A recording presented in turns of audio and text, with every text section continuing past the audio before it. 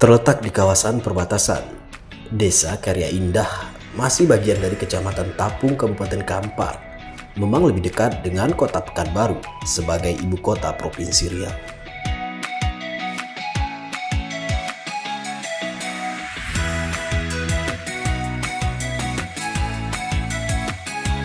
Di desa ini banyak sektor yang dikembangkan karena kawasan ini memiliki banyak potensi, mulai dari industri hingga pertanian.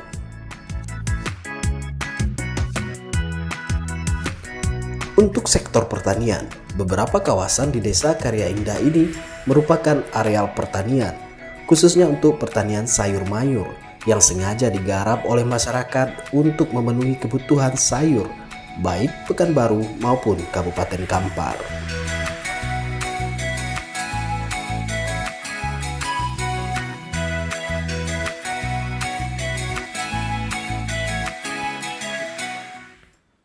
Banyaknya permintaan sayuran di pasaran akhir-akhir ini tentu membuat kita penasaran seperti apa proses pengelolaannya.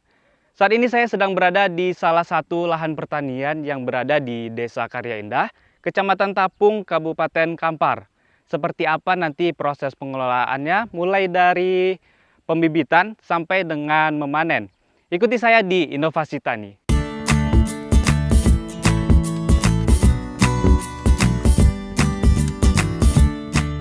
Salah satu lahan pertanian yang cukup luas dan dikenal di Desa Karya Indah adalah lahan pertanian sayur yang dikelola oleh Wakijo atau lebih akrab dengan panggilan Mbah Jo.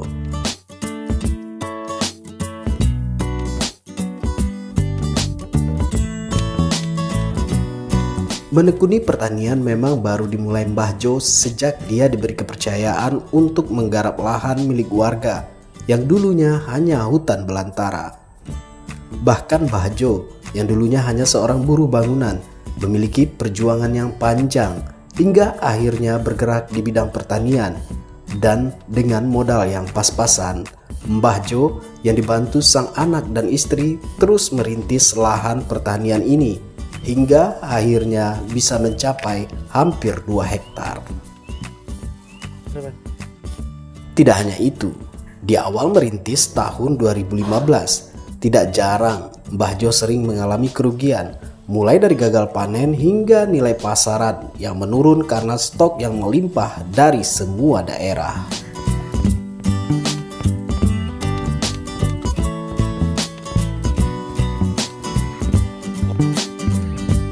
Saat ini, Mbah Jo menikmati hasil usahanya dengan memiliki sekitar 7 jenis sayuran yang memang menjadi kebutuhan setiap hari masyarakat. Dan setiap hari, Mbah Jo memanen semua jenis sayur yang langsung diambil oleh penampung atau toke dari Pekanbaru. Misi Pak De, Bude, Fendi dan juga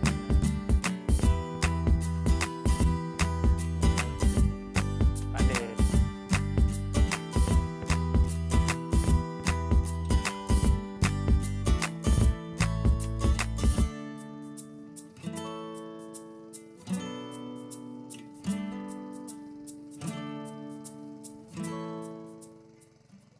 Pak De, nanti kita akan bertanya soal proses pengelolaan sayuran di lahan pertanian ini, Pak De. Iya.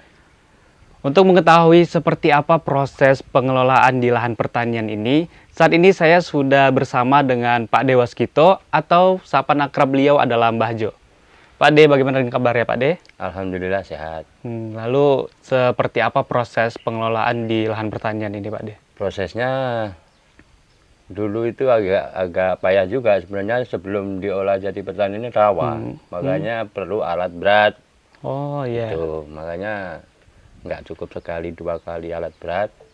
Ya akhirnya jadi kayak gini juga. Pak De udah lama bergelut di bidang pertanian ini? Tahun 2015. 2015. Bulan akhir lah. Bulan akhir. Ya. Emang udah dari awal ya Pak De di bidang pertanian nih? Ya. Atau sebelumnya ada pekerjaan lain atau apa Kalau gitu? sebelumnya di bangunan. Oh, banting setir ya Pak De? Iya betul. Saya banting setir. Lantaran di pertanian ini kan terutama pikiran kita tenang. Itu Iya. aja. Iya. Untuk di lahan pertanian ini ada beberapa jenis sayuran Pak De. 7. 7 sayuran. Iya. Apa aja tuh Pak De? Kayak bayam hijau, merah, belang, kemangi, sawi, selada. Oh, oke. Di sini tuh proses panennya itu sama atau bagaimana Pak De? Beda-beda. Kalau Beda-beda. sawi, kemangi, selada itu 1 bulan. 1 bulan. Kalau bayam kangkung kurang lebih 20 hari. Berarti hampir tiap bulan ada proses panen ya Pak De? Kalau panen proses tiap hari panen. Oh, tiap hari panen? Iya. Oh, Cuman tiap hari pagi nanam, sore manen. Pagi Oh, nanam, gitu. sore manen. Jadi putarannya tiap hari. itu nanti setelah panen sorenya langsung dipasarkan atau bagaimana Pak De? Malam biasanya. Malam langsung dipasarkan? Ya bawa ke pasar. Oh, berarti sayuran segar ya Pak De? Iya, sayur segar. Untuk ada nggak Pak De di sini yang menjadi unggulan gitu Pak De? Unggulan selada. Selada. Iya, Berarti emang banyak peminatnya Pak De? peminatnya banyak. Nah, untuk proses panen itu sendiri ada nggak selama ini, selama Pak De panen, kendala-kendala seperti apa gitu? Kendalanya ya di harga kayaknya. Di harga? Iya, Oh, naik turun masalahnya. itu apa tuh Pak De yang mempengaruhinya? Biasanya sayur luar kota. Pengaruh. Oh, sayur dari luar kota mempengaruhi harga di pasaran gitu? Iya, betul. Iya, iya, iya, iya. Selain itu, ada lagi nggak Pak De kendalanya? Atau faktor cuaca kah, atau seperti apa gitu? Cuaca pengaruh juga. Itu kalau pas nabur, ibaratnya cuaca musim hujan, itu pertumbuhan kurang cantik. Oh, gitu. Jarang-jarang, nggak bisa rapat kali nggak bisa. Ya. Itu mempengaruhi harga di pasaran nanti Pak De? Iya, biasanya kalau segi tanamnya agak rusak, itu segi pasar naik harga. Oh, gitu. Maka pengeluaran sayur kurang. Oh, iya, iya, iya. Gitu. Nah, ini yang saya pegang nih sayuran apa nih Pak De? Kemangi, Kemangi. Kalau untuk Iya. kemangi sendiri itu seperti apa harga di pasarannya Pak De? standar. Standar ya Pak De? Iya. Ada nggak naik turun harga gitu untuk kemangi sendiri? Ada. Faktornya Pak De? Sama seperti cuaca atau? Biasanya hari-hari besar. Oh, hari-hari besar. Nah, Hmm, biasanya kalau hari-hari besar banyak naik. banyak naik. Iya. Kayak selada itu faktor hari besar juga. Oh, iya, iya, iya, iya. Kalau untuk kemangi sendiri itu proses panennya tiap hari juga atau Iya, bagaimana? tiap hari. Tiap hari juga. Di lahan pertanian ini sekitar berapa luas ya Pak De? Kalau luasnya kurang lebih 1,5 hektar. 1,5 hektar. Iya. Itu mulai Pak De di sini dulu emang sudah 1,5 hektar atau ada penambahan? Dulunya 1 hektar, cuman Ya. penambahannya setengah yang di sebelah. Oh, yang di belakang hutan ini. Oh, di sebelah hutan ini ya Pak Iya. De? Di sama Pak De? Sama. Jenis tanamannya? Bayam kangkung juga. Bayam kangkung. Kalau untuk bayam kangkung sendiri di pasaran seperti apa Pak De? Sama juga atau bagaimana? Sama, standar juga. Standar juga. Oh, ini Pak De yang langsung memasarkan di pasaran atau bagaimana? Ada toke. Ada toke Iya. menjemput kemari? Iya, jemput. Oh, Pak De, adakah satu masa Pak De mengalami gagal panen gitu Pak De? Ada. Lalu seperti apa solusinya Pak De dan kenapa bisa gagal panen itu Pak De? Yang pertama solusinya dari segi pupuk kurang cantik. Jadi waktu ngolah itu pupuk itu datangnya biasanya pupuk kalau cantik binatang yang dipupuk itu banyak. Ini sama sekali nggak ada, cuman aku coba kan gitu. Iya. Begitu dicoba 20 petak itu sama sekali nggak ada kenaikan. Oh, Biji pun tumbuh, cuman nggak mau naik. Besar daun kuku pun nggak bisa. Makanya itulah yang gagal panen kan gitu. Jadi kalau masalah cuaca itu lebih bagus musim kemarau. lebih Sayur bagus cantik. musim kemarau. Iya. Oh, berarti musim hujan juga mempengaruhi ya Pak De? Iya, mempengaruhi pertumbuhan sama penyakit tuh banyak yang di musim hujan. Penyakit banyak di musim hujan. Iya. Jadi pemilihan pupuk juga apa namanya? Sebenarnya pupuk tergantung kita sebenarnya. Kalau mau ditolak sebenarnya bisa, cuman kita kan posisi pas nggak ada pupuk, jadi kita turunkan, kita untuk nabur nggak tumbuh. Gitu. Jadi gagal kita panen. Pernah juga 20 petak nggak sama sekali nggak panen. Nggak ada panen ya Pak De? Nggak ada sama sekali. Lalu setelah itu seperti apa Pak De solusinya? Ya kita ganti pupuk, kita ulang lagi. Oh, ganti pupuk. Trip depan cantik. Oh, Cuman langsung pupuk ya, Pak itu aja yang gara-gara kemarin nggak panen kan De? gitu. Sangat mempengaruhi juga pupuk ternyata ya Pak De. Iya, iya. Pak De, dari lahan seluas ini nih Pak De, Ya, ini punya Pak De sendiri atau bagaimana Pak De? Kami sejujurnya nggak punya tanah ini, cuman dikasih kepercayaan sama orang Auri Orang untuk Auri. merawat, menjaga tanah ini, gitu kan. Makanya kuolah menjadi lahan pertanian. Sebelumnya hutan kayak di sebelah. Oh iya. Ya, mungkin sedikit, lama-lama kan lebar. Itulah jadi untuk lahan sayur. Oh, yang awalnya 1 hektar tadi ya Pak De? Iya, Oh, berarti udah luas juga ya awalnya Pak De buka. iya. Dulu rawa ini. Dulu rawa Pak De? Iya, rawa untuk lewat air, kayak sungai lah ibaratnya. Oh iya. Cuman timbun, paretnya pindah ke tepi. Jadi Hmm. bisa ditanam yang di tengah tadi, paret tadi. Hmm. Kalau kendalanya kayaknya di peralatan untuk baca. Untuk buka lahan ini ya? Untuk buka lahan ini kan alat berat sewa mahal. Oh iya. Jalan masuknya pun agak payah juga kan. Cuman kalau diperlukan, ibaratnya minta izin bisa juga masuk kan gitu. Ya, Pak De. Butuh berapa lama Pak De? Untuk membuka Sekitar lahan? 1 tahun buka lahan ini. 1 tahun, kurang lebih 1,5 tahun lah. Kurang lebih baru 1,5 jadi. tahun baru jadi, baru bisa Tanam. proses tanam gitu ya Pak De? Ya kalau tanam sikit-sikit, dapat sedikit langsung tanam, dapat sedikit tanam. Jadi 1 hektar ini sekitar 1,5 tahun. Baru kebuka 1 hektar. Iya ya. Untuk 1 hektar membutuhkan waktu 1,5 tahun Pak De? Iya, baru terbuka. Modal kami pribadi. Ibaratnya dapat sedikit-sedikit kita kumpulkan lama-lama untuk ngundang alat berat tadi untuk buka lahan ini. Gitu.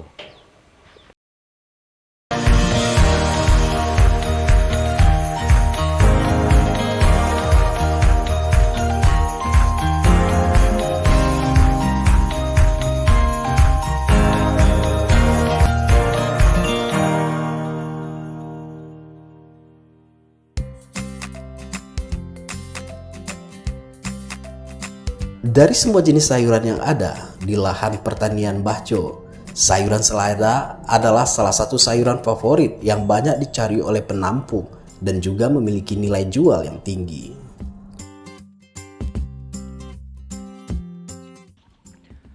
Ini adalah sayuran selada yang merupakan sayuran unggulan di lahan pertanian ini dan juga memiliki nilai jual yang tinggi di pasaran. Lalu seperti apa perawatan khususnya? Tetap di Inovasi Tani.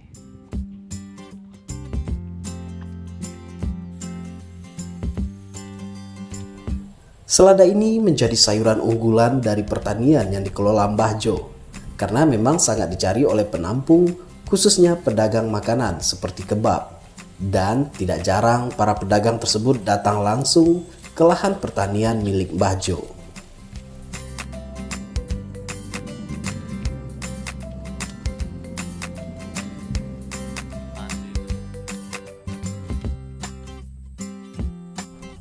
Selain itu, nilai jual pun sangat tinggi yang bisa mencapai 8.000 per ikatnya.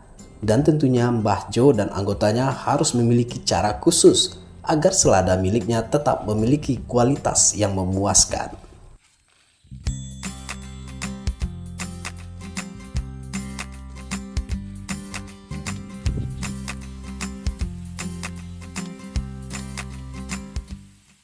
Kalau menurut saya yang paling favorit itu selada sih Bang di sini.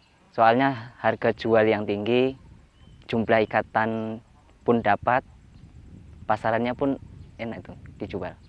Sayur yang lain, bayam paling tinggi 1.500, mau 2.000. Kalau selada bisa mencapai 8.000. Peminatnya lebih banyak dari orang kebab rata-rata. Orang kebab itu langsung datang untuk mencari selada sendiri. Itu minimal 25 petak itu. Jadi 25 hari nanam terus. Nah, nanti itu bisa nanti mutar. Bisa nanam panen tiap hari. Biasanya kalau normal selada panen 200 per hari.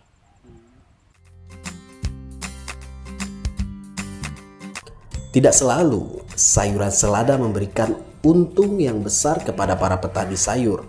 Namun tidak jarang mereka juga pernah mengalami kerugian yang besar karena nilai jual yang anjlok hingga mencapai Rp500 per ikat.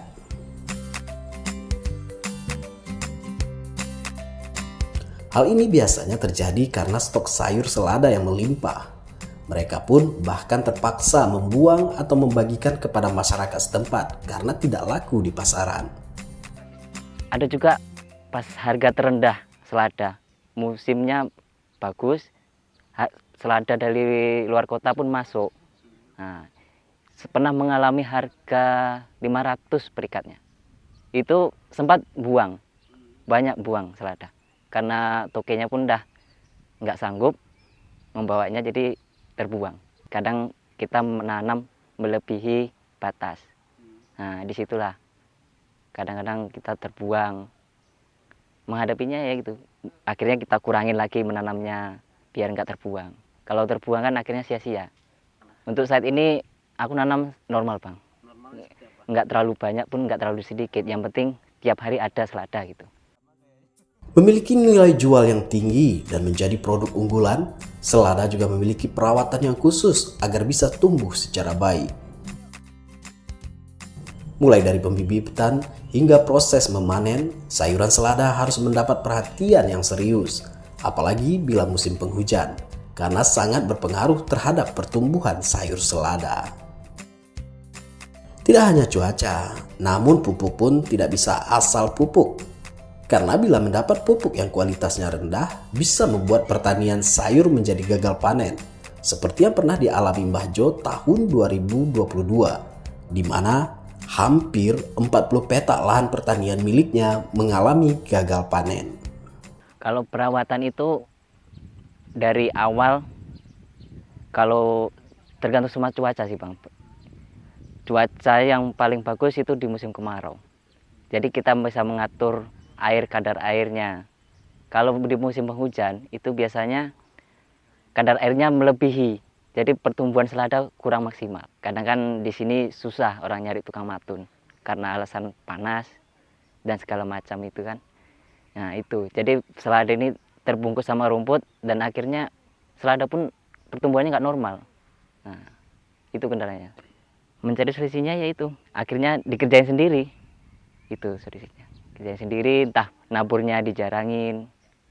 Saat ini khususnya untuk selada, lahan pertanian Mbah Jo harus memanen sekitar 200 ikat setiap harinya untuk memenuhi kebutuhan pasar. Karena memang selada, produksi Mbah Jo adalah salah satu selada favorit untuk Pekanbaru dan Kampar.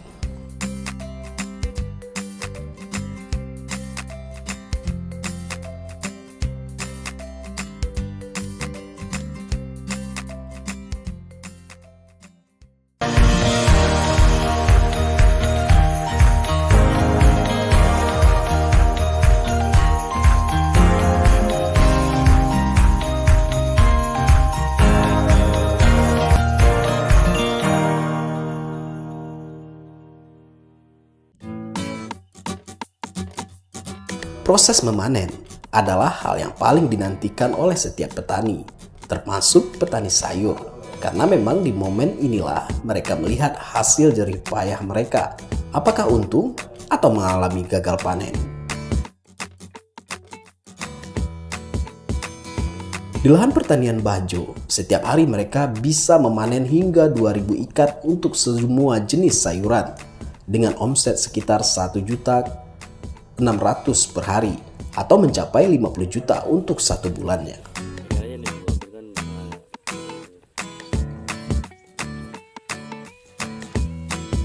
Memanen tidak asal memanen, memerlukan trik khusus agar sayur yang dipanen tetap baik dan para penampung puas dengan hasil panen mereka, seperti memanen sayur bayam merah ini.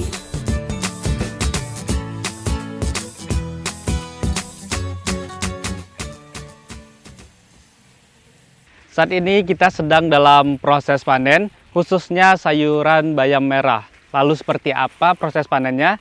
Kita akan berbincang dengan Pak D. Ya Pak D, Ya, kita sedang ngapain ini Pak D? manen. Oh, Manen proses bayam panen. merah. Pak D, untuk bayam merah ini sendiri, kalau sudah bisa dikatakan usia panen tuh umur berapa Pak D? Umur 20 hari. Umur 20 hari, Ya. emang rentangnya segitu ya Pak D? Iya, iya. Bisa diceritakan Pak D untuk proses panen ini sendiri seperti dimulai dari mana sampai ke bagian apa gitu Pak D? Ya mulai penanaman sampai panen 20 hari. Terus perawatan masalah hama itu ditengok tiap harinya. Kalau ada tanda-tanda kita kasih racun, kalau enggak ya enggak. Untuk hamanya sendiri seperti apa Pak deh hamanya? Banyak, ada daun berlubang, Hmm, ada lagi bintik-bintik di daun. ya. Itu pengaruh dari apa juga, panas hujan itu. Oh, panas hujan. Nah, itu kena jamur. Hmm. Antisipasinya Pak deh bisa diceritakan? Pakai obat Obat. tandem kalau untuk bayam kangkung. Nah Pak deh, kalau Nah. seperti ini masuk kategori bagus atau Pak deh? Kalau ini termasuk bagus, cuman Termasuk lantaran bagus. tadi malam hujan agak tumbang sedikit. Oh, ada nggak Pak deh ciri khususnya kalau bayam ini bagus atau yang kurang bagus? Ya. Dari daun batang nampak. Batang daun itu agak mengkilat kayak berminyak. Oh, yang itu cantik. bagus Pak deh. Nah, Iya. Biasanya dalam satu ikat ini gimana takarannya Pak deh? takarannya pakai jari telunjuk. Pakai jari telunjuk. Ya, kalau udah penuh berarti 1 ikat. Oh, satu ikat. Nah, Segini ya Pak deh? Iya. Kalau untuk kangkung kan jari tengah. Lebih Oh. 1 jari. Kalau untuk bayam telunjuk. Satu ini. Iya. Kendala seperti apa yang sering Pak dihadapi dalam proses panen bayam ini Pak deh? Ya, kendalanya waktu pupuk gantung itu kendala juga. Cuaca musim hujan itu kendala juga. Jadi sangat mempengaruhi ya Pak deh. Iya. Untuk harga di pasaran seperti apa Pak deh? Naik turun. Kalau bayam merah agak berkurang. Yang ibaratnya fokus ke pemasaran tuh kangkung, hijau, sama apa itu nggak boleh tinggal. Ibaratnya tiap hari harus ada. Kalau merah kan orang-orang tertentu aja yang minat. Oh iya. Jadi untuk harga pun kurang stabil di pasarannya Pak deh? Ya naik turun tadi. Naik turun tadi. Iya, hampir-hampir imbang juga harga. Sama bayam hijau sama apa tuh. Ada nggak Pak deh perawatan khusus di usia panen seperti ini? Kalau perawatan ya tinggal nengok itu tanda-tanda yang di daun tadi. Kena penyakit enggaknya. Siap nabur ya kita kasih pupuk, nanti tinggal siram. Kalau ada penyakit kita obat, kalau enggak ya enggak. Dengan itu tadi antisipasinya ya Pak? Iya. Untuk rumput-rumput liar seperti ini mempengaruhi nggak Pak De untuk pertumbuhan Sebenarnya bayam? mempengaruhi juga. Cuman kalau model ini kan masih tinggi sayur. Jadi ibaratnya rumput nggak mau naik. Oh iya. Dan kita lihat nih Pak De lumayan besar ya satu Iya, petak ini. besar. Itu satu petak ini berapa ikat dapatnya kira-kira Pak? Kalau ini bibit kurang lebih 25 sendok. Pendapatan sekitar 700 ikat. 700 ikat. Ya. Itu sudah untung Pak De? Alhamdulillah dapat. Alhamdulillah. Untuk peminatnya sendiri di pasaran seperti apa Pak De? Dari kalangan seperti apa gitu? Kalau peminatnya kayaknya kurang begitu kuat kalau bayam merah. Kalau bayam merah kurang ya Pak De? Iya, lain sama bayam hijau, bayam Malaysia memang agak apa ya? Agak beda kalau bayam merah. Iya Pak De. Untuk harapan ke depannya terkhusus bayam merah ini dari Pak De sendiri apa yang ingin Pak De sampaikan? Ya, yang ingin sampaikan setarakan dengan sayur-sayur yang lain aja. Terutama ya kayak bayam, kangkung. Jadi sama-sama pengeluaran tuh sama-sama imbang. Iya. Nah pemirsa, itu tadi proses panen dari bayam merah yang ternyata dalam usia panennya perlu perawatan khusus. Yuk kita ikuti lagi proses panennya ini. Ya Pak De. Tentunya masih banyak tantangan dan perjuangan yang dilalui oleh Mbah Jo dalam mengelola lahan pertanian yang digarapnya. Mulai dari kebutuhan bibit unggul yang memerlukan modal sekitar 500.000 setiap hari. Begitu juga dengan pupuk kandang dan pupuk kimia dengan modal mencapai 12 juta setiap 2 bulannya. Begitu juga dengan alat pertanian seperti mesin penyiram, kincir air, hingga alat bajak dan air tangki yang ada masa pakainya. Ya harapannya kalau bisa ya pemerintah dari kantor desa bisa melihat perkembangan pertanian di Garuda Sakti ini kan. Yang paling dibutuhkan itu sebenarnya mesin bajak. Soalnya mesin bajak ini kan setiap hari dipakai. Nah, itu kemungkinan di bawah 5 tahun tuh mulai ada kendala. Di bawah 5 tahun udah mulai kendala. Dan harga bajak pun termasuk mahal. Nah, disitulah kendalanya. Bahjo hanya sebagian dari petani sayur di Desa Karya Indah yang terus termotivasi untuk menjadikan lahan lebih bermanfaat dan bisa menjadi sumber ekonomi. Masih banyak petani lain di Desa Karya Indah yang memiliki inovasi dalam bertani. Masih banyak lahan pertanian yang dikembangkan oleh masyarakat sekitar dengan berbagai cara, upaya, dan inovasi mereka. Saksikan terus Inovasi Tani. Saya Anggi Pradana, sampai jumpa.